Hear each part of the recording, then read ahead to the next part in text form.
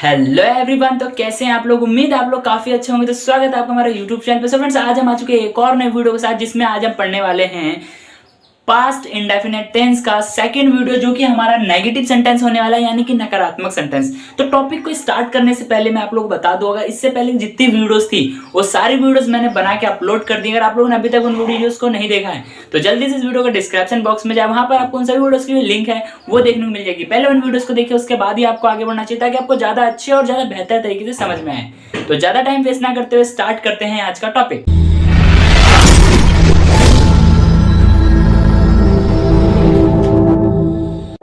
So friends, जैसे कि मैंने बताया, आज हम पढ़ने वाले पास्ट इंडेफिनिट टेंस का नेगेटिव सेंटेंस, जो कि हमारी आज ये सेकंड लेक्चर होने वाली है। ठीक है, तो सबसे पहले मैं बता दूं हेडिंग जो है हमारी पास्ट इंडेफिनिट टेंस। तो पास्ट का मतलब होता है भूतकाल, यानी टाइम जो होते हैं तीन प्रकार के होते हैं: पास्ट, प्रेजेंट, फ्यूचर। हमने प्रेजेंट कंप्लीट कर लिया है, पास्ट कर रहे हैं। क्लियर है? देखो, पास्ट में क्या होता है ना, भूतकाल यानी होता है बीता हुआ कल, यानी जो काम हमारा बीत चुका हो, जैसे गया था, खाया था, पिया था, नाचा था, लिखा था, पढ़ा था, ये सभी क्या हमारे ये पास्ट की बात हो रही है। ठीक है, उसका इंडेफिनेट बात कीजिए। इंडेफिनेट तो इंडेफिनेट जैसे इसके नाम सुन के हमें पता चल रहा है कोई भी काम वो इंडेफिनेट यानी कि अधूरा है, यानी काम पूरा नहीं है। और इसमें हमें देखो किस टाइम से स्टार्ट हुआ, किस टाइम तक चल रहा है, इसका अनुमान नहीं होता। हमें बस ये होता है राम खेला था, राम खेला था, यानी कब खेला था और कब तक खेला था हमें नहीं पता, बस राम खेला था हमें इंडिकेट कर रहा है कि राम खेला था। राम बोला था, कब बोला था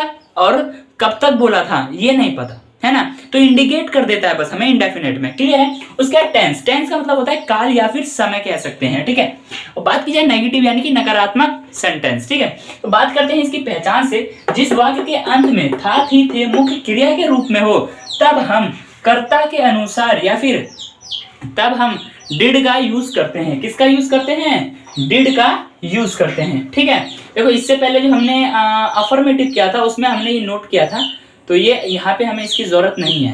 ठीक है, यहाँ पर हमें इसकी जरूरत नहीं है, इसलिए मैंने इसको मिटा दिया। मैंने ध्यान नहीं दिया था ये लिखा हुआ था, इसलिए मैंने देखा तो मिटा दिया। ठीक है, देखो हमें किसका यूज करना है? डिड का यूज करना है। हमें क्या पता चला? पास्ट इंडेफिनिट टेंस की जो हेल्पिंग वर्ब क्या है?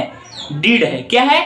डिड है। समझ में आया? ठीक है, अब देखो सबसे पहले अब हमें माइंड में ये आएगा, हमें ये तो चला कि जो थाती थे इसकी पहचान होगी, हेल्पिंग वर्ब इसकी डिड है, लेकिन वाक्य कैसे बनेंगे? वाक्य का बात तो पता होना चाहिए, क्योंकि जब तक हिंदी नहीं बनेगी तो इंग्लिश कैसे बनेगी? जब हिंदी नहीं बनेगी तो इंग्लिश कैसे बनेगी? देखो, मैं स्कूल गया था, मैंने उसे पढ़ाया था, तुमने पेन खरीदा था, हमने खाना खाया था। ये सभी सेंटेंस क्या है? पास्ट इंडेफिनिट का नेगेटिव सेंटेंस। हाँ, नेगेटिव मैंने बोला ना, हाँ नेगेटिव सेंटेंस है। क्यों? देखो, मैं स्कूल नहीं गया था, मैंने खाना नहीं खाया था, तुमने खाना क्यों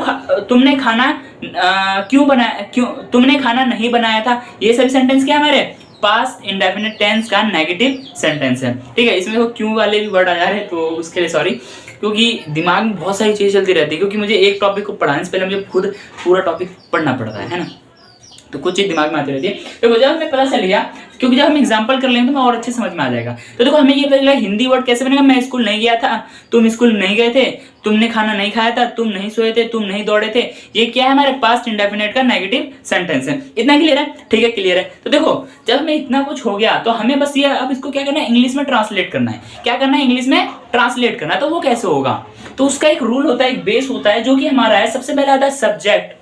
सब्जेक्ट क्या होता है? कर्ता, जो काम करता है। उसके बाद आता है डिड। डिड क्या है? हमारी हेल्पिंग वर्ब है। डिड क्या है? हमारी हेल्पिंग वर्ब है। उसके बाद नॉट आएगा। नॉट क्यों आएगा? क्योंकि हम नेगेटिव कर रहे हैं इसलिए नॉट आएगा। उसके बाद आ जाएगा हमारा वर्ब की फर्स्ट फॉर्म। देखो जो हमने प्रेजेंट इंडेफिनिट टेंस का, सॉरी पास्ट इंडेफिनिट टेंस का जो हमने अफर्मेटिव किया था, वहां पे हमने वर्ब की सेकंड फॉर्म यूज किया था। क्यों किया था? क्योंकि हमने डिड का यूज नहीं किया था। और यहाँ पे डिड खुद ही एक थर्ड वर्ब का काम करता है, थर्ड वर्ड है। ठीक है, तो देखो इतना क्लियर हुआ। तो जब आप एग्जांपल्स हमने कुछ लिख रखे, जब इन एग्जांपल्स को हम यहाँ कर लेंगे इंग्लिश में पुट, तो और अच्छे से और बेहतर तरीके से हमें समझ में आ जाएगा। ठीक है, तो इसको कर लेते हैं जल्दी जल्दी से। देखो सबसे पहले क्या है? मैं स्कूल नहीं गया, मैं स्कूल नहीं गया। तो देखो स्कूल कौन नहीं गया? मैं। सब्जेक्ट कौन है? मैं का क्या होता है? आई। उसके बाद क्या आएगा? डिड। क्या आएगा? Did, I did. उसके बाद क्या आएगा? नॉट। क्या आ जाएगा? नॉट, मैं नॉट को हाईलाइट कर रहा हूँ, ठीक है, पूरे कैपिटल लिख दिया मैंने, नॉट, आई डिड नॉट। काम क्या हो रहा है, काम क्या हो रहा है, जाने का, जाने का क्या हो जाएगा, गो, कहाँ जाने की बात हो रही है, स्कूल, तो टू स्कूल, SCHOOL, स्कूल, तो I did not go to school. Clear है इतना। उसके बाद तुमने रोटी नहीं खाई थी या खाई, तुमने रोटी नहीं खाई थी या तुमने नहीं खाई। तो देखो रोटी किसने नहीं खाई, तुमने, तुमने का क्या हो जाएगा, यू। उसके बाद अकॉर्डिंग टू रूल ही बात करनी है मेरे, सब्जेक्ट कौन है, तुम आ गया। उसके बाद अकॉर्डिंग टू रूल डिड आ गया। उसके बाद नॉट आ जाएगा, नॉट आ गया। उसके बाद वर्ब क्या है, वर्ब क्या है, खाना, काम क्या हो रहा है, खाने का, खाने का क्या होता है, ईट, EAT, ईट। उसके बाद ये हो गया, क्या खा रहे हैं, बात, खाने की बात हो रही है, रोटी, रोटी का क्या होता है, ब्रेड, BRADE, ब्रेड। देखो you did not eat bread. Clear है, तुमने रोटी नहीं खाई या खाई थी। क्लियर है, हाँ जी क्लियर है। उसके बाद हम खेलने नहीं गए थे, हम खेलने नहीं गए थे, खेलने कौन नहीं गया, हम का क्या हो जाएगा, वी। उसके बाद क्या आ जाएगा, डिड, सबके साथ डिड ही आएगा, तो वी डिड नॉट, मार्कर आज सही नहीं चल रहा, वी डिड नॉट, कहा, गो टू, कहा नहीं गया खेलने, तो go to play, we did not go to play, हम खेलने नहीं गए थे। उसके बाद वह मंदिर नहीं गई थी या गई, तो देखो मंदिर कौन नहीं गई, वह गई, यानी कि थर्ड पर्सन की बात हो रही है। तो देखो सबसे पहले शी आएगा, सी क्यों आया, क्योंकि यहाँ लड़की की बात हो रही है, अगर था होता तो ही आता, बट यहाँ पे क्या है, शी आएगा, क्यों आया, क्योंकि लड़की की बात हो रही है। उसके बाद she did not, she did not, कहाँ नहीं गई, काम क्या हो रहा है, जाने का, जाने का क्या होता है, गो, कहाँ नहीं गई, टेम्पल, गो टू टेम्पल। सारे गो वाले हो गए क्या इसमें, चलो कोई नहीं। राम ने नहीं बोला था, राम ने नहीं बोला था, तो किसने नहीं बोला, राम ने, तो सब्जेक्ट कौन है हमारा, राम डिड नॉट, क्या क्या काम क्या हो उसका, बोलने का, बोलने का होता है speak, SPEAK, speak, Ram did not speak. वे लोग पार्क नहीं गए थे, वे लोग पार्क नहीं गए थे, तो कौन नहीं गया, वे का क्या होता है, दे, THEY, दे डिड नॉट, कहा, काम क्या हुआ, जाने का, गो, कहा नहीं गए, गो टू, कहा नहीं गए, पार्क, पार्क क्या हो जाएगा, पार्क, PARK। क्लियर है, they did not go to park. Clear है इतना, हाँ जी क्लियर। देखो सारा हमने जो है रूल पे ही पुट किया, रूल से बाहर हमने कोई भी काम नहीं किया। सबसे पहले आया हमारा सब्जेक्ट, उसके बाद आया हमारा डिड, उसके बाद आया हमारा नॉट, उसके बाद आया हमारा वर्ब। क्लियर है, तो देखो ये सारी चीजें होने के बाद पूरा हमने रूल पे पुट किया, सब कुछ आपको क्लियर हुआ, सब कुछ आपको समझ में आया। तो देखो क्यों ना एक बार मैं ऊपर से बता दूं, मोटा मोटा से हमने पढ़ा गया। देखो आज हमने पढ़ा था पास्ट इंडेफिनिट टेंस का नेगेटिव, जो कि सेकंड लेक्चर था।